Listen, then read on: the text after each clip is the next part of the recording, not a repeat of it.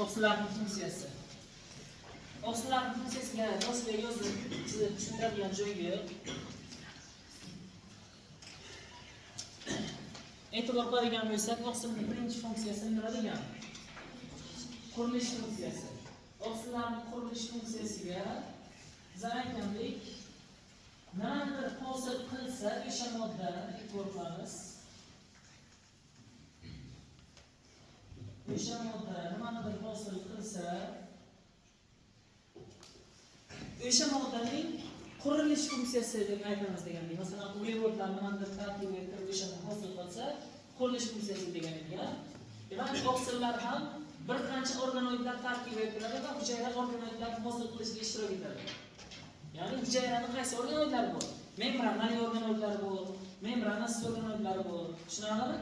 Membranasiz organoidlarni hosil qilishda ishtirok etar ekan, shuning uchun qurilish funksiyasi deyiladi. Tushunarlimi? Xo'sh. Keyingi funksiyasi katalizatorlik funksiyasimi? Katalizatorlik funksiyasi nima? Oqsillar hujayrada kechadigan bir qancha jarayonlarni tezlashtirishi mumkin. Ya'ni katalizator degani qanaqadir kimyoviy reaksiyalarni tezlashtirsa katalizator deymiz uni. Endi hujayradagi reaksiyalar kimyoviy reaksiyalar, lekin hujayra qaysi organizmniki? Tirik organizmnikimi? Tirikka nisbatan biz bio deb aytardik.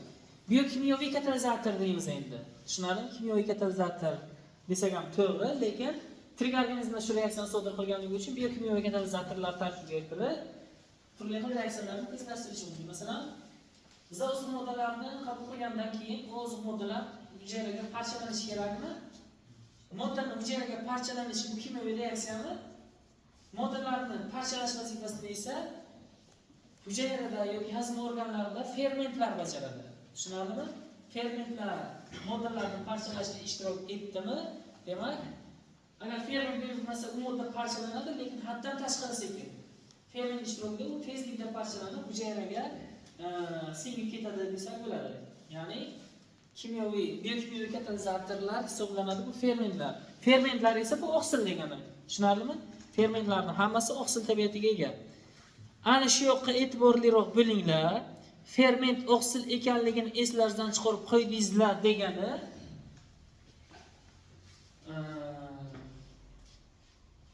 qanaqadir savollarga javob bera olmadingizlar degani. Masalan, qanaqa savol? Hali buni unisini to'liq ko'rsatib bilasizlar, variantlarga savol ishini tezlashtirib bilasizlar. O'zim ham aytib o'tamiz bir qator. Qarang. Quyidagilarni tarkibida nukleoksidda mavjud bo'lganlarni tanlang deydi. Yoki tarkibda nukleoksidda mavjud bo'lmagan, tarkibda lipoza bor, tarkibda dezokriboza bor bo'lgan moddalarni tanlang deydi. Tarkibda azot asosi borlarni tanlang deydi. O'sha paytda biz fermentning nomini adashtirsak, hali 1-sinfga o'tamiz dedik. Fermentning nomlari bor. Masalan, qanaqa fermentlar bor? Nukleaza fermentlari. Nukleaza fermentlari nukleoksid deb o'ylab ko'rishingiz mumkin. Endonukleaza va hokazolar. Qisqasi, mana shunaqa savollar tushib qolsa, o'sha paytni o'ziga yana bir aytib ketaman. Qisqasi, yuzlab va minglab reaksiyalarni tezlashtirar ekan. 100 ming marta, 10 ming martagacha reaksiyani tezlashtiradi. Tushunarlimi? Reaksiya degani moddalarning parchalanishi. Katalizator vazifasini bajaradi fermentlar bu oqsil tabiatiga ega. Keyingisi qaysi funksiya? Signal funksiyasi. Shunaqami?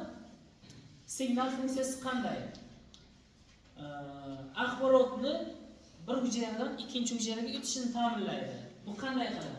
Masalan, hujayraning membranasida rodopsin degan oqsil bor degan, ushlam tutilish darajasiga ega bo'lgan rodopsin oqsili bu tashqi ta'sir natijasida ushlam tutilishini o'zgartirib, boshqa oqsil ikkilamchi yoki birlamchiga aylanadi.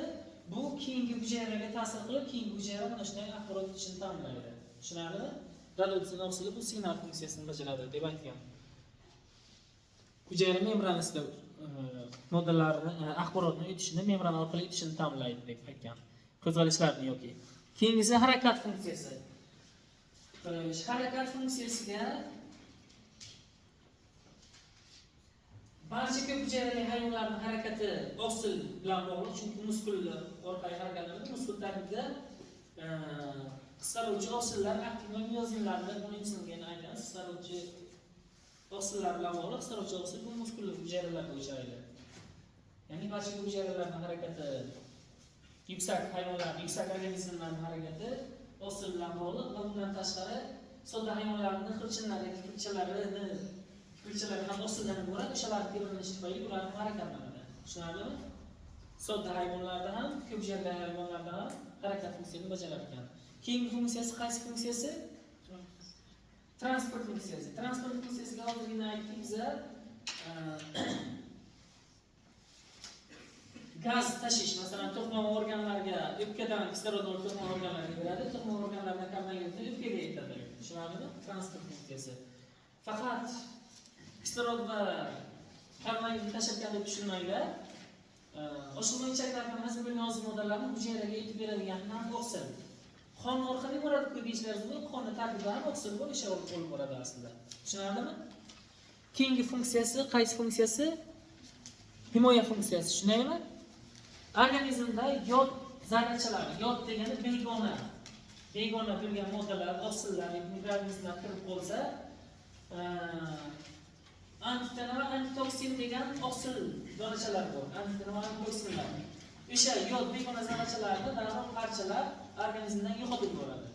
Agar organizmdan antitana, antitoksinlar, o'sha mikroblarni parchalab yo'qotib tashlansa, u mikroblar qanday kasalliklarni keltirib chiqarishi mumkin. Demak, bu antitana, antitoksinlar immunitet funksiyasini bajaradi deb aytilgan shuning uchun. Immunitet degani mana shu kasalliklarga chidamliligini oshiradi. Mikroblarga yoki qanaqadir begona zarrachalarga. Tushunarlimi? Keyingi funksiyasi zaxira funksiyasi. Aynan oqsillar masalan sut tarkibida tuxumda yoki o'simlikning urug'larida uchraydi. Bu rivojlanayotgan murtaq uchun oziq hisoblanadi. Tushunarlimi? Zaxira holatda saqlanadi. Tuxum hujayrasida murtaq rivojlanish paytida yoki urug'larda saqlanadi. Ekkandan keyin o'sha oqsil hisobidan maysalar oziqlanib yer yuziga ko'tariladi. Xo'sh, keyingi funksiyasi energiya funksiyasi. Bilamiz, oqsillarni ham uglevodlar bilan lipidlarni 1 gram parchalanganda qancha energiya hosil bo'lishini bilamiz. Buni ham 1 gram parchalanganda xuddi nima kabi energiya hosil bo'ladi?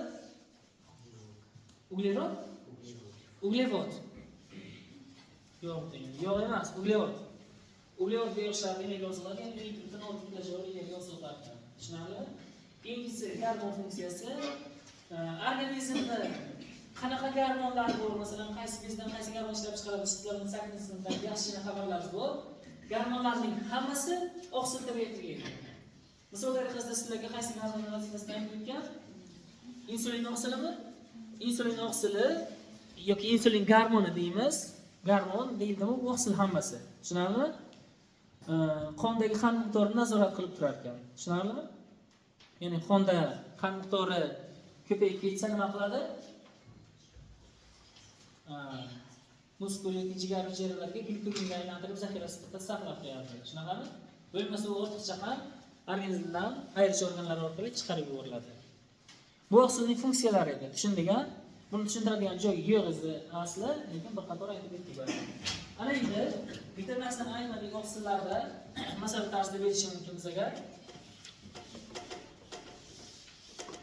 E'tibor qilamiz. Xo'sh. Oqsillar parchalansa nimaga parchalanadi? Nimaga parchalanadi? Aminokislotaga. Tushunaymi? Oqsillar aminokislotaga parchalanadi.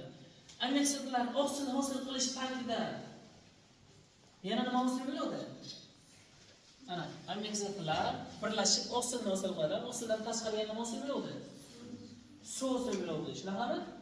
Demak, aminokislotadan oqsil va suv hosil bo'ladi. Tushunaymi? Oqsil va suv. Oqsillar nimaga parchalanar ekan? Yo'q, oqsillarni parchalanish uchun nima kerak ekan? Hozir reaksiyani chappasiga ham rostasiga yozamiz mayli. Oqsil plus H2O hosil bo'ladi.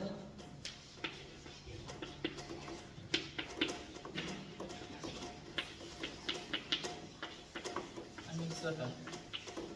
Qaranglar. Bir molekula oqsil Yaxshilab aytib o'rganda shuni aytsam tushunib o'tiringizlar, masalalarga aralashmaysizlar. Oqsil parchalangan paytda suv ta'sirida parchalanadi, chunki yana birlashgan joyga birlashgan paytida suv ajralib chiqadi-ku, qayta suv keltirib biriktirsak, keyin ammeksida parchalanadi. Tushunarlimi?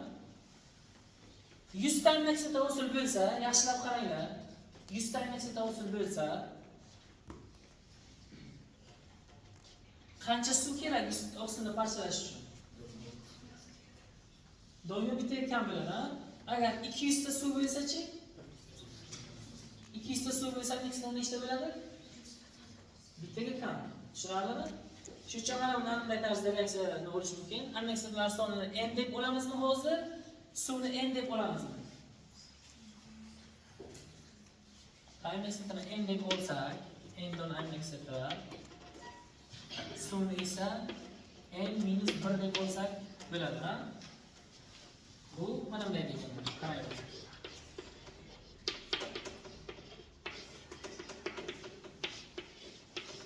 Ammeksida dan oqsil hosil bo'lish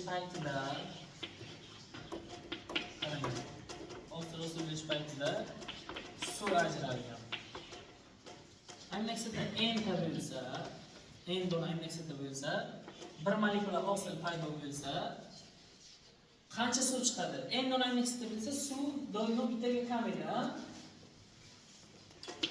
n minus 1. Hozir bu ikkalasi bir xil, qaranglar. Buni teskarisi bu. Ko'rdingizlar? Teskarisi.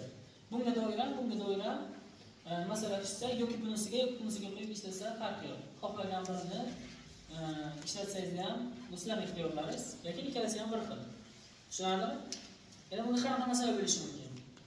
Oqsilning molekulyar og'irligini berishi mumkin. Shuncha gramm ammeksida oqsil bo'ldi, va hokazo deb necha don ammeksida deb so'rashi mumkin. Shunga doirada masalalar ishlamaymiz. Mana bu reaksiyani ham hozir o'zingizlarning bo'ldingizlarmi? Mana bu ikkitasini ham o'zib qo'ying. Ikkalasi bir narsa deyman. Tushundingizlarmi bu reaksiyani?